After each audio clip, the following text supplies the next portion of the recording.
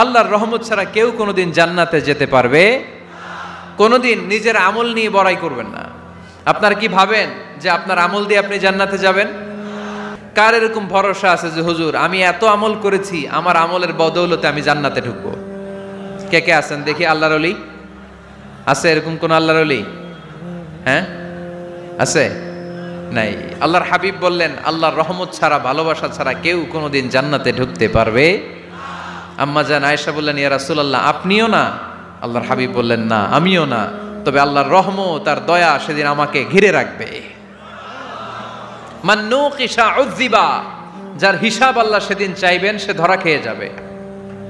সব সময় আল্লাহর কাছে এই দোয়াটা যেন আমরা করি, আল্লাহ কিয়ামতের দিন তুমি আমার হিসাব নিও না,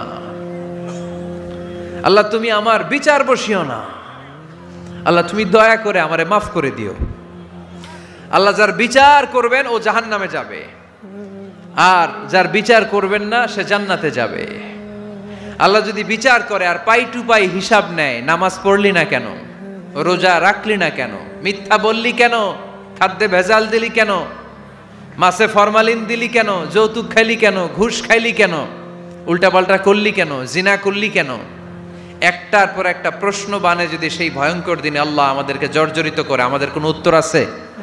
সেদিন আমাদের বাঁচার কোনো উপায় আছে? তাই আমরা সবাই আল্লাহর কাছে দোয়া করবো, আল্লাহ কোনো বিচার টিচার মানি না, আমরা কোনো বিচার করতে পারবো না, দয়া করবা। কথা কয় না? কি করবে? এবার আওয়াজ করে বলেন, বিচার চান না দয়া চান? রোজ হাসরে হে আল্লাহ আমার করোনা বিচার, আল্লাহ করোনা বিচার, পড়েন আমিন। রোজ হাসরে হে আল্লাহ আমার করোনা বিচার, আল্লাহ করোনা বিচার, বিচার চাহি না তব দয়া চাহে এ গুনাহগার, আল্লাহ করোনা বিচার, পড়েন আমিন। তিনি যদি দয়া করেন তবেই আমরা জান্নাতে যেতে পারবো, ঠিক কিনা? এজন্য আল্লাহর প্রশংসা করতে হবে বেশি বেশি নাকি কম কম? কম কম না বেশি বেশি? ফাবিআইয়ি আলাኢ রাব্বিকুমা তুকাযযিবান, আমার কোন নিয়ামতকে তোরা অস্বীকার করবি বল? O mankind and jinnkind, which of my mercy and blessings you want to deny? আমার কোন নিয়ামতকে অস্বীকার করবি? অস্বীকার করার সুযোগ আছে? নাই। কোন নিয়ামতকে অস্বীকার করবেন বলেন? আল্লাহর কোন নিয়ামতকে অস্বীকার করার কোন সুযোগ আছে? ওয়া ইন তাউদ্দু নি'মাতাল্লাহি লা তুহসুহা ইন্নাল ইনসানা লাযালুমুন কাফার। যদি আমার নিয়ামতগুলো গুনতে শুরু করে দাও, গুনতে গুনতে তোমার জীবন শেষ হয়ে যাবে, হায়াত ফুরিয়ে যাবে। আমি আল্লাহর নিয়ামত গুনে কশিন কালেও তোমরা শেষ করতে পারবে।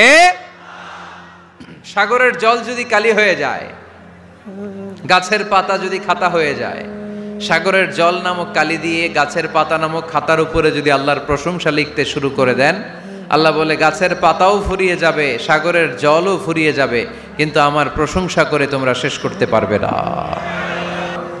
আমার দয়ার কোনো শেষ নাই, আমার মায়ার কোনো শেষ নাই। আমার দয়া ভালোবাসা ছাড়া এই পৃথিবীতে কোনো কিছু হওয়া সম্ভব। ওয়াসিআত রাহমাতি কুল্লা শাই, সব জায়গায় আমার আল্লাহর রহমত আছে না নাই? আল্লাহর রহমত ছাড়া এক ফোঁটা বৃষ্টি আকাশ থেকে জমিনে ঝরে? আল্লাহর রহমত ছাড়া একটা গাছের পাতা মাটিতে পড়ে? আল্লাহর রহমত ছাড়া একটা শ্বাস আমরা ভেতরে ঢুকাতে পারি? আল্লাহর রহমত ছাড়া পৃথিবীতে কিচ্ছু সম্ভব না। চিল্লায় বলেন ঠিক কি না? আমার আল্লাহর দয়া ভালোবাসা যে কত বেশি আমরা জানি না, আমরা জানি না। আরশের বুকে আল্লাহ বিশাল সাইনবোর্ডে লিখে রেখেছেন সাবাকাত রাহমাতি গাদাবি, সাবাকাত রাহমাতি গাদাবি। এর মানে হচ্ছে আমার রাগের উপরে আমার দয়া বিজয় লাভ করেছে। সাবাকাত রাহমাতি গাদাবি, আমার রাগও আছে, আল্লাহর রাগ আছে না? আমার দয়াও আছে, আল্লাহর দয়া আছে না? আল্লাহ বললেন আমার রাগও আছে, আবার আমার দয়াও আছে, তবে জেনে রেখো আমার রাগের চেয়ে দয়া বেশি। আল্লাহর কোনটা বেশি? দয়া বেশি। আমাদের পাপ অন্যায় যত বড় হোক, মনে রাখবেন আল্লাহর দয়া তার চাইতেও বড়। নাকি ছোট? আপনি যত বড় পাপ করেন না কেন, আমাদের জন্য আল্লাহর পক্ষ থেকে দয়া আছে না নাই? বনি ইসরায়েলের এক লোক সিরিয়াল কিলার ছিল, খালি মার্ডার করতো, সিরিয়াল মার্ডার, 1টা 2টা 3টা 10টা 5টা করতে করতে করতে করতে 99টা মার্ডার করেছে। কয়টা? এলাকায় আছে নাকি এরকম কেউ? 99টা মার্ডার। কল্পনা করা যায়? 99 জন মানুষকে সে নিজ হাতে হত্যা করেছে। 99 মার্ডার করার পরে তার মনে ভয় আসলো, হায় রে, না জানি আল্লাহ আমার সাথে কেমন আচরণ করে আখিরাতে। আমার তওবা আছে কিনা কপালে জানি না, আমার তো ক্ষমা নাই, কি করব আমি? তো সে লোকজনদেরকে জিজ্ঞেস করলো, আমার ক্ষমা আছে কিনা, এটা কে বলতে পারবে? আমাকে আল্লাহ মাফ করবে কিনা? তারা সবাই বলল, এই এলাকায় এক আল্লাহর ওলি আছে, তার কাছে যাও। সে আল্লাহর ওলির কাছে যেয়ে বলে, ও আল্লাহর ওলি, আমি 99টা হত্যা করেছি, 99টা মার্ডার, আমার কপালে ক্ষমা আছে কিনা তুমি একটু বলো। আল্লাহর ওলি কই, কি বললা? 99টা মার্ডার?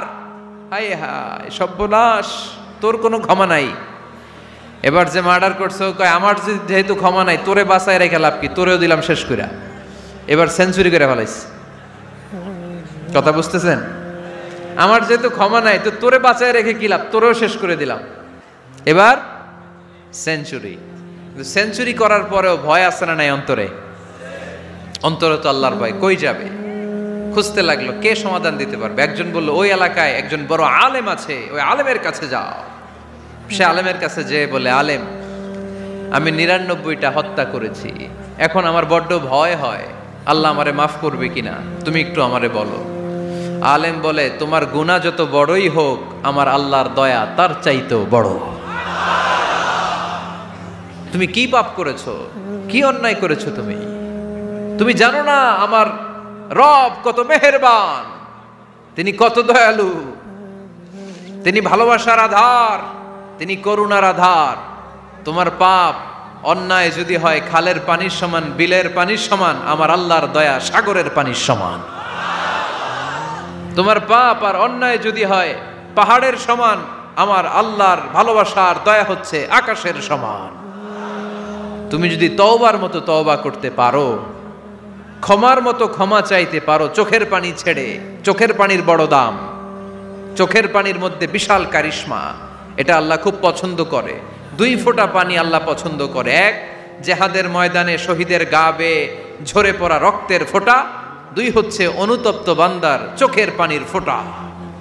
বান্দা যখন অনুতপ্ত হয়ে চোখের পানি ছেড়ে কাঁদে, তার চোখের পানি চোখ বেয়ে নাকের ডগা বেয়ে মাটিতে পড়ার আগেই ওই অনুতপ্ত বান্দার সব গুনাহ আল্লাহ মাফ করে দেয়। সে জিজ্ঞেস করলো, আমার ক্ষমা আছে কিনা? আলেম বলে, আছে, ক্ষমা আছে। তওবার মতো তওবা করো, তাওবাতান নাসুহা। তওবার মতো তওবা করলে আল্লাহ ঠিকই মাফ করবে। সে এতটাই অনুতপ্ত হলো, এতটাই, সে আল্লাহর কাছে ক্ষমা চাইতে শুরু করলো। আলেম পরামর্শ দিল, তুমি যে এলাকায় থাকো এলাকাটা ভালো না, এলাকাটা ছাড়ো, এখানে সব ডাকাতদের এলাকা, তুমি একটা ভালো এলাকায় যাও, ওখানে যে তওবা করে ভালো মানুষ হয়ে যাও। সে নিয়ত করে কাপড় চোপড় গুছিয়ে ভালো এলাকায় যাবে। ঘর থেকে বেরোয়ার সাথে সাথেই মালাকুল মাউত চলে আসছে, তার রুহু কবজ করে ফেলছে।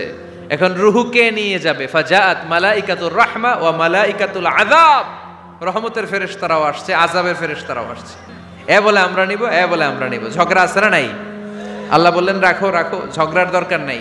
এক কাজ করো, যেখানে মারা গিয়েছে ওইখান থেকে ফিতা দিয়ে মাপতে শুরু করো। ভালো এলাকাটা যদি কাছে হয় জান্নাতের ফেরেশতারা নেবে, খারাপ এলাকা যদি কাছে হয় জাহান্নামের ফেরেশতারা নেবে। খারাপ এলাকা তো একেবারেই কাছে, ঘর থেকে বেরোয়ার সাথে সাথে মৃত্যু হয়েছে। আর ভালো এলাকা তো অনেক দূর। আল্লাহ জামিনটারে আদেশ দিলেন, জামিন, এই অনুতপ্ত বান্দার জন্য তুই ভালো এলাকাটা কাছে চলে আয়। ভালো এলাকাটার জামিনটা তুই সংকুচিত হয়ে যা। যদিও ঘর থেকে বের হয়েছে একেবারে কাছে, খারাপ এলাকাটা হাজার হাজার মাইল দূরে চলে যা। ফিতা দিয়ে মাপ দিয়ে দেখে, সর্বনাশ, ভালো এলাকাটা তো একেবারেই কাছে, খারাপ এলাকাটা অনেক দূরে। আল্লাহর ফয়সালা অনুযায়ী রহমতের ফেরেশতারা তার রূহকে নিয়ে জান্নাতের ভেতরে ঢুকিয়ে দিয়েছে। 99টা হত্যা করার পরে আরো একটা হত্যা করে সেঞ্চুরি, 100টা খুন করছে। আপনি কয়টা করছেন? আমি কয়টা করছি? তো 100টা খুন করে যদি ও মাফ পেতে পারে আমার আল্লাহর কাছ থেকে, আমরা কি ক্ষমা পেতে পারি না? ওর পাপের কাছে আমাদের পাপ কি? কয় ওয়াক্ত নামাজ ছাড়ছেন আপনি? কয়টা মিথ্যা কথা বলছেন? কতবার ঘুষ খাইছেন? কত টাকা সুদে লাগাইছেন? কত অন্যায় করছেন? কত জুলুম করেছেন? মনে রাখবেন, আপনার পাপ, আপনার অন্যায়, আপনার জুলুম যত বড় হোক না কেন, আমার আল্লাহর দয়া তার চাইতেও বড়। আল্লাহ তুমি দয়ার সাগর, রহমানুর রহিম, তোমার দয়ায় পূর্ণ আমার সারানিশিদিন, তোমার দয়ায় পূর্ণ আমার সারানিশিদিন। আলহামদুলিল্লাহ পড়েন।